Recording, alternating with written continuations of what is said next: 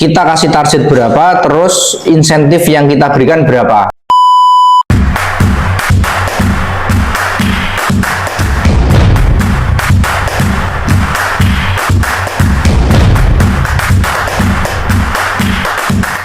Sahabat Toko Mandiri Indonesia, ini kemarin ada yang tanya bagaimana cara menentukan insentif bagi tim yang target gitu. Kalau bahasa kerennya adalah KPI atau KPI, Key Perform Indicator, adalah bagaimana cara kita mengukur performance tim begitu. Jadi kita kasih target berapa, terus insentif yang kita berikan berapa. Nah, ini tak kasih contoh. Ini ada KPI, Key Perform Indicator ya. Jadi di sini ada contoh bulan Januari, total omset 165 juta. Nah, KPI ini biasanya menggunakan average 3 bulan ya. Average 3 bulan. Ini contoh saja Januari. Average 3 bulan itu maksudnya 3 bulan dibuat average-nya berapa? Misalkan bulan Januari 5 juta, Februari 10 juta, terus Maret 5 juta, total 20 juta bagi 3 kan kurang lebih di 6,8 juta. Berarti yang kita pakai di 6,8 juta targetnya begitu. Ini hanya contoh saja, contoh acuan saja. Gitu ya. Ini misalkan Februari kita mau bikin KPI, anak-anak mau kita kasih target. Bagaimana caranya? Ini ada total omset, anggap saja 15 juta. Ini kan tarikan ya, tarikan dari data ya, data kasir atau data program. Total transaksi 6.200, hari buka 30, SPD itu sales per day atau omset per day 5,5 juta, STD truk per day, APC average purchase customer 26.000, margin 14%, 23 juta 100. Nah, ini ada biaya gaji, listrik, plastik, lain-lain, tak persingkat ya, sama PBH final pajak, PBH final pajak 800, 0,5% dari omset ini, total 13 juta, terus laba bersih, ini kan yang masuk di perusahaan ya, atau yang masuk di business owner. Nah, supaya kita bisa ngasih insentif ke tim, tapi kita nggak rugi. Nah, ini cara yang kita gunakan begini contohnya. Ini kita copy aja dulu, masukkan ke sini.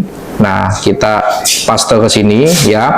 Nah, kita targetnya adalah 500.000 per hari. Jadi omset naik 500.000 per hari. Jadi 5.500.000 jadi 6 juta. Ini nanti angkanya langsung berubah ya karena sudah rumus. Nah, langsung dapatnya 25 juta, biayanya ini, jadi keuntungannya ini 11.550.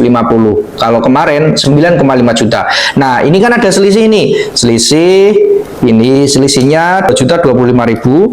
Nah, insentifnya berapa? Caranya begini. Ini selisih ini dibagi 2. Nah, ada 1 juta ini nanti untuk tim toko. Jadi toko dapat penambahan margin 1 juta. 1 jutanya untuk insentif tim toko. Bisa dibagi rata, bisa dibagi sesuai proxy. Biasanya kepala toko lebih tinggi atau leader lebih tinggi. Begitu ya.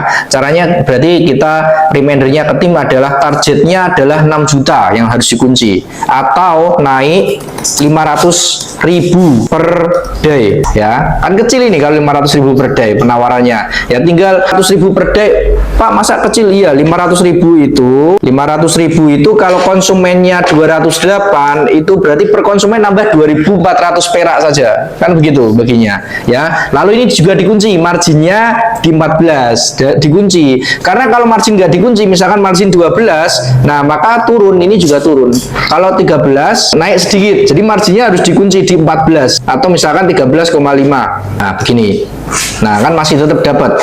Gitu. Nah, konsepnya begini ya, yang dikunci adalah ini sama ini. Jadi kalau kita menyampaikan ke tim adalah targetnya adalah setiap satu konsumen naik 2.500 perak. Jadi mereka akan melakukan penawaran, tambah misalkan orang beli rokok nambah koreknya, orang beli mie tambah telurnya. Jadi nanti penawarannya lebih realistis, targetnya juga lebih realistis supaya tim toko juga bisa lebih semangat. Gitu ya. Mudah-mudahan ini bisa menjadi manfaat. Ya, kami juga menulis buku Minimarket 101 bagaimana memulai dan mengelola bisnis minimarket ini.